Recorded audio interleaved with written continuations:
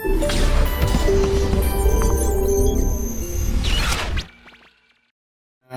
students, welcome back to Uplift Education. ஒரு long லீவுக்கு போகிறோம் உங்களை சந்திச்சிட்டதில் மிச்சம் ஹாப்பி ஆகிக்கிறேன். ஈத் ஃபெஸ்டிவல் கொண்டாடின நண்பர்கள் அனைவருக்கும் ஈத் வாழ்த்துக்களையும் தெரிவித்துக்கொண்டு இந்த டியூட்டோரியல்ஸில் ஸ்டார்ட் பண்ணுறேன். இன்றைக்குரிய டியூட்டோரியல்ஸில் அக்கௌண்டிங் ஈக்குவேஷன்ஸ், அதாவது கணக்கீட்டு சமன்பாட்டுக்குரிய கடைசி டியூட்டோரியல் இது. அப்போ அந்த கடைசி டியூட்டோரியலுக்குரிய 5, 6வது கொஷின்ஸுக்குரிய 5வது 6வது வினாக்களுக்குரிய கொஷின்ஸை டிஸ்கஸ் பண்ணுறது இந்த டியூட்டோரியலில் பிளான். சரியா? ஓகே. இந்த டியூட்டோரியல் இன்றைக்குரிய டியூட்டோரியல் கொஷின்ஸ் இந்த 5, 6வதுக்குரிய கொஷின்ஸை நாங்கள் டிஸ்கஸ் பண்ணுவோம். அதுக்கு முன்னுக்கால உங்களுக்கு ஒரு நியூஸ் எந்த கிளாஸஸ் 2 சேனல்ஸில் நடக்குது. ஒன்று அப்லிஃப்ட் எஜுகேஷன், அடுத்த எக்காபிஎஸ் வித் முஃபீஸ். அதே போல் என்னோட கான்டாக்ட் நம்பர் தந்திக்குது. ஸோ அதுலேயும் எனக்குரிய உங்களுக்கு தேவையான வீடியோஸை இது பண்ணிக்கொள்ளலாம். இங்கே அக்கௌண்டிங் செக்ஷன் நடக்குது. எக்காபிஎஸ் வித் முஃபீஸில் பிஸ்னஸ் ஸ்டடீஸ் கூடிய சப்ஜெக்ட்ஸ் இருக்குது. ஸோ எனிவே உங்களுக்கு விருப்பமானாக்கள் ஜாயின் பண்ணலாம். ரைட்.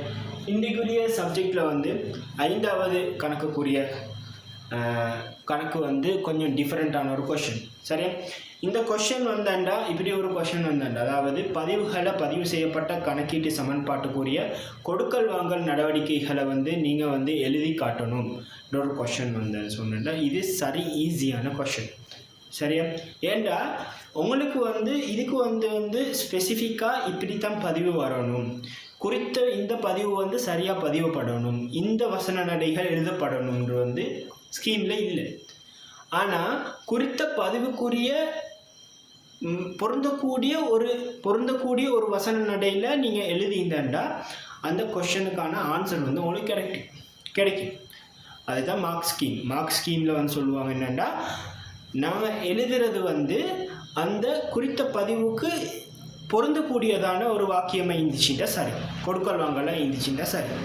ஸோ நான் அதை குறிப்பிட்ட ஒரு கொடுக்கல் வாங்கலாக இனம் காணாமல் அப்போ அதாவது 5வது கொஷின்ஸுக்குரிய 7 கொடுக்கல் வாங்கல்களுக்கு ஒவ்வொரு கொடுக்கல் வாங்கல்களுக்கும் பொருந்தக்கூடிய நடவடிக்கைகள் எப்படி வரும்னு சொல்லி நான் இங்கே சிம்பிளாக எழுதிக்கிறேன்.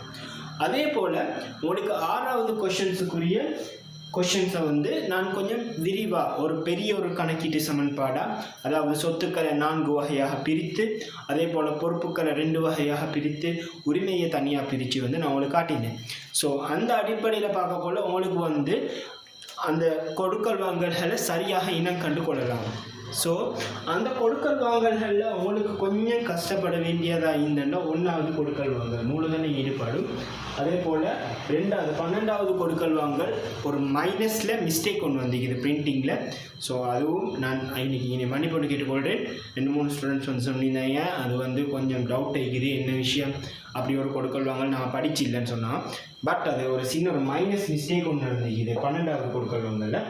அதே போல் 11வது கொடுக்கல் வாங்கல் சொத்து கடன் கொள்வனவு, இது சம்மந்தமான விஷயங்களை நான் படித்தேன். ஸோ இதே விஷயத்தையும் நான் டிஸ்கஸ் பண்ணுவோம் கடைசி. ஸோ 5வது கொஷனுக்கு வரேன். 5வது கொஷனில் 1வது 1 லட்சம் சொத்துக்களில் கூடியது, அதே போல் 1 லட்சம் மூலதனத்தில் கூடியது. ஸோ அது ஒரு மூலதன கொடுக்கல் வாங்கல், அது எல்லாருக்கும் தெரியும்.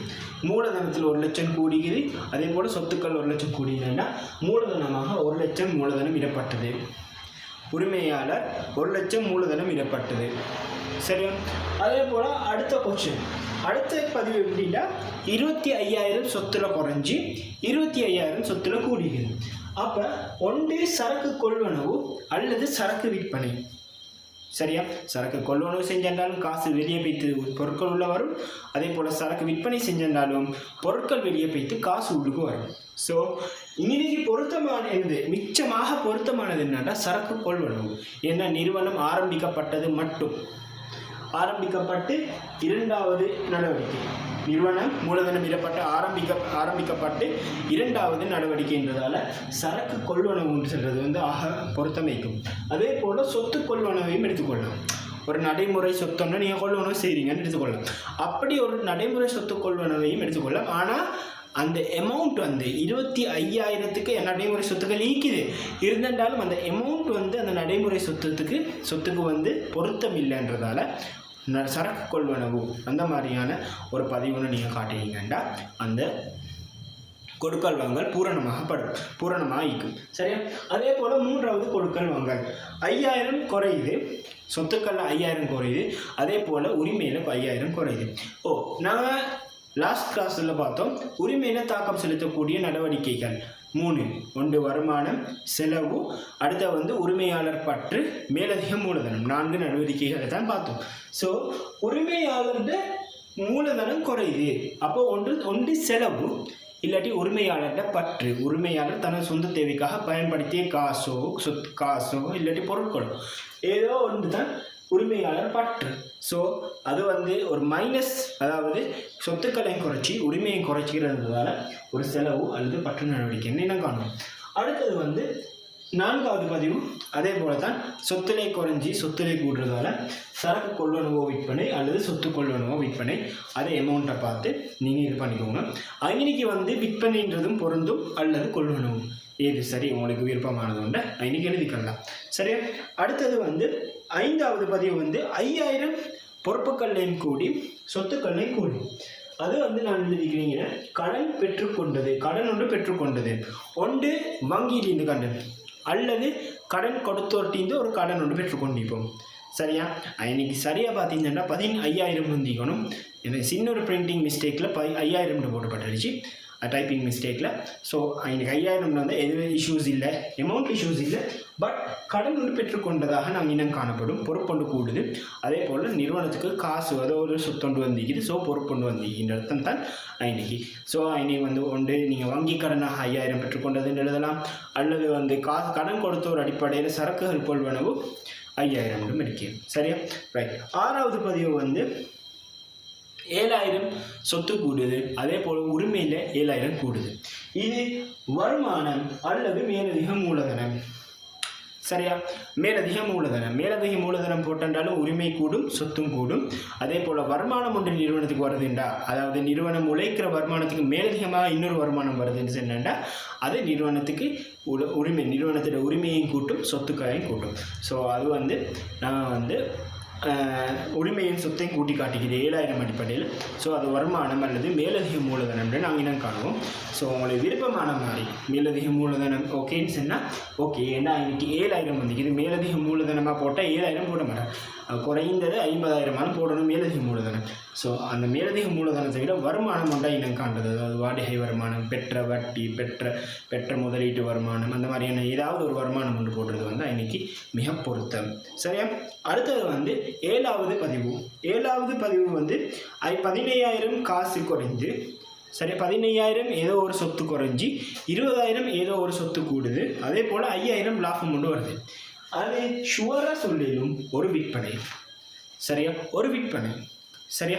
நிறுவனத்தில் இருக்கிற ஒரு சரக்கை விற்பனை செய்கிறது, அதாவது மீள் விற்பனை நோக்கில் இருக்கக்கூடிய சொத்துக்களை தான் கூட்டி குறைச்சி விற்கணும், லாபங்கள் வச்சு விற்கணும். நிறுவனத்தில் நிலையான சொத்துக்களை வந்து ஒரு நாள் லாபம் வச்சு விற்கலாம்.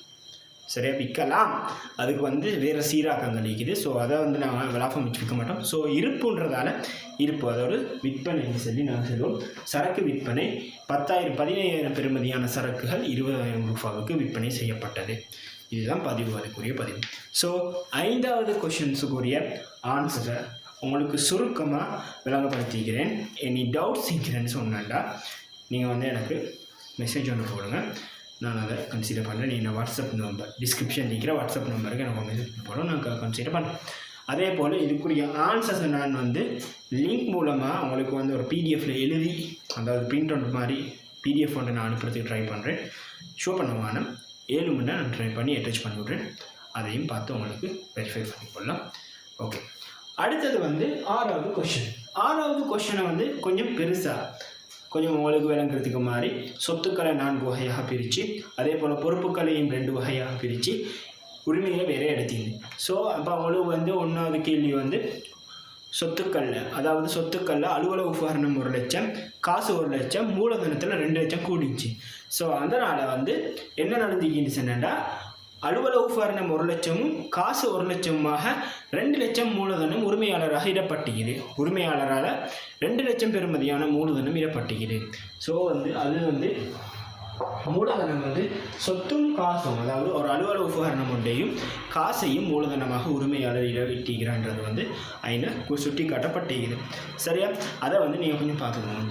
அதே போல் 12வது, அதாவது உங்களோட கடைசி பதிவு காசு 3000 குறையும். காசு 3000 குறையுது. காசு 3000 அளவில் குறையுது. ஆனால் உரிமையில் 3000 அளவில் கூடுது. ஐநம் உரிமையில் 3000 அளவில் கூடப்பட குறையணும். சரியா? கூடினா வேறு பதிவு, அது உங்களுக்கு இல்லை, அது அட்வான்ஸோட நீங்கள் படிப்பீங்க. ஆனால் குறையணும் எனக்கு உரிமையாளர். அதில் நீங்கள் செலவு அல்லது பற்று நடவடிக்கையாக நீங்கள் எடுத்தீங்கன்னா சரி, மிக பொருத்தம். பற்று நடவடிக்கை உண்டா, கடைசியாக இறுதியாக ஒரு பற்று நடவடிக்கை ஒன்று எடுத்தீங்கன்னா அந்த கணக்குக்கு ஒரு கணக்கிட்ட நீங்கள் எழுதின மாதிரி ஒரு ஃபீல் ஒன்று வரும். ஸோ அது பற்று நடவடிக்கை எடுத்தீங்கன்னா வச்சு நடவடிக்கை. சரி, பற்று நடவடிக்கை அல்லது காசு, அதாவது செலவு நடவடிக்கையாக நீங்கள் எடுத்தீங்கன்னா சரி. சரியா? அந்த இன்னொருக்கா சொல்கிறேன், அந்த கடைசி 12வது கொஷின், அதாவது பதிவுக்குரிய சின்ன ஒரு டைப்பிங் மிஸ்டேக், உரிமையில் குறைஞ்சிக்கணும், ப்ளஸ் போட்டு பட்டிக்குது, மைனஸ் போட்டுக்கணும். சரியா? ஓகே. சொத்து கடன் கொள்வனவு கடைசியாக 11வது பதிவு, அதாவது 12வது பதிவுக்கும் மேலதிகமாக 1,50,000 பெறுமதியான சொத்தொண்டு கடன் அடிப்படையில் கொள்வனவு செய்யப்பட்டது. அலுவலக உபகரணம் 1,50,000 பெறுமதியான அலுவலக உபகரணங்கள் கடன் அடிப்படையில் பெற்றுக்கொண்டது. ஐனுக்கு நீங்கள் ஒரு கடன் கொடுன்னு ஒருத்தட்ட பேரை மென்ஷன் பண்ணி எழுதினாலும் மிக நல்லையும் பொருத்தமைக்கும். அப்படி நீங்கள் உங்களோட கொஷின்ஸ், அதை இந்த கேள்வியை பொறுத்த மட்டும் உங்களுக்கு எவ்வளோ பொய் எழுதணுமோ அவ்வளோ எல்லாம் பொய் எழுதுங்க. அந்த பொய்யில் தான் உங்களுக்கு நிறைய மார்க்ஸ் கிடைக்கும். அள்ளி மார்க்ஸ் தரக்கூடிய ஒரு கொஷின் தான் இப்படி கேள்வி வந்தேன்னா. அப்போ நீங்கள் அப்படி வந்துச்சின்னு சொன்னோன்னா உங்களுக்கு கொஷின் பேப்பரில், அதாவது உங்களோட ஓலெவல் பேப்பர்ஸில் பாஸ் பேப்பர்ஸ் லீக்குது, கொஷின்ஸ் லீக்குது, கட்டாயம் லீக்குது. பாருங்கள், 2014 பாஸ் பேப்பரை நான் இந்த லிங்க்கில் நான் அட்டாச் பண்ணுறேன். அதையும் நீங்கள் பாருங்கள். அதுலேயும் கொஷின்ஸ் இருந்தாண்டா அதையும் எடுத்து எனக்கு வாட்ஸ்அப் பண்ணுங்கள். நான் ஏழ்மான மாதிரி கொஷின்ஸை கரெக்ட் பண்ணி அனுப்புகிறேன். அப்போ உங்களுக்கு பாஸ் பேப்பர்ஸ்லேயும் நீக்கிது பாருங்கள். இப்படி கொஷின்ஸ் வந்தால், அதாவது பதிவு செய்யாமல் எழுதணும்னு வந்துச்சுன்னா உங்களுக்கு நல்ல எழுதணும், நல்ல திங்க் பண்ணுங்கள், நிறைய கொஷின்ஸ் செய்யுங்க. இன்றைக்கி நான் உங்களுக்கு 6 கொஷின்ஸ் இந்த பகுதியில் மட்டும் அக்கௌண்டிங் ஈக்குவேஷன்ஸ் டியூட்டோரியல் சீரீஸில் ஒரு நாளும் 6 கொஷின்ஸ் டிஸ்கஸ் பண்ண மாட்டேன். மூணு டியூட்டோரியல்ஸ் உங்களுக்காக ஒதுக்கி நான் செஞ்சுக்கிறேன். இந்த 3 டியூட்டோரியல்ஸ் ஒதுக்கி நான் இந்த 6 கொஷின்ஸ் செஞ்சுக்கிறேன். அந்த 6 கொஷின்ஸையும் நீங்கள் மறுபக்கத்துக்கு நீங்கள் எழுதினீங்கன்றாலே போதும், உங்களுக்கு தாராளமாக போதும். ஸோ இந்த டியூட்டோரியல்ஸை இந்தியோட அக்கௌண்டிங் ஈக்குவேஷன்ஸ்ன்ற அந்த டியூட்டோரியல்ஸ் முடியுது. இந்த டியூட்டோரியல் நான் பெருசாக அந்த விளங்கப்படுத்துறது எனக்கு வேறு இதுக்கு மேலே எனக்கு மேலதிகமாக எக்ஸ்பிளைன் பண்ணிடுறேன். எழுதி எக்ஸ்பிளைன் பண்ணுறதுக்கு இது ஒரு ட்ரெடிஷ்னலான கிளாஸ் இல்லை. இந்த டியூட்டோரியல் ஆன்லைன் டியூட்டோரியல். சரியா? ஸோ உங்களுக்கு என்ன சரி டவுட் இல்லைன்னா மேலதிகமாக மறோ பாருங்கள் வீடியோவை. இல்லாட்டி இதுக்கும் மேலதிகமாக என்ன சரின்னு சொன்னால் ஜூம் அப்ளிகேஷன்லேயும் எனக்கு உங்களுக்கு இண்டிவிஜுவலாக யார் சரி இது பண்ணணும்னு சொன்னாண்டா நான் அதை கன்சிடர் பண்ணுறேன். சரியா? எனி டவுட்ஸ் இந்த சப்ஜெக்டில் கட்டாயம் எனக்கு ஒரு மெசேஜ் ஒன்று தாங்க. என் வாட்ஸ்அப் நம்பர் முஃபீஸ் வாஹிட்னு சொல்லி உங்களோட டிஸ்கிரிப்ஷன் இருக்கும். ஸோ அதுக்கும் வாட்ஸ்அப்பில் எனக்கு ஒரு மெசேஜ் வந்துருக்கீங்கன்னா கட்டாயம் நான் கன்சிடர் பண்ணுவேன். That's all. Thank you very much. அப்போ அப்லிஃப்ட் எஜுகேஷனுக்குரிய இன்றைக்குரிய டியூட்டோரியல் 4வது டியூட்டோரியல் நினைக்கிறேன். சரியா? 4 இல்லை 6வது டியூட்டோரியல் நினைக்கிறேன். 6வது டியூட்டோரியலில் உங்களுக்கு இன்னொரு நியூஸ், அப்லிஃப்ட் எஜுகேஷனில் இன்னும் நிறைய டியூட்டோரியல்ஸ் நடக்குது. சப்ஸ்கிரைப் பண்ணி அதையும் உங்களுக்கு பெற்றுக்கொள்ளலாம். So that's all. Okay guys, உங்களுக்குரிய அடுத்த டியூட்டோரியல் காசேடு சம்மந்தமான இரட்டைப்பதிவு சம்மந்தமான டியூட்டோரியல்ஸ் நடக்கும். இந்த வீக்குள்ளுக்கு நான் அதை செய்கிறதுக்கு நான் ட்ரை பண்ணுறேன். Have a good day. Thank you very much.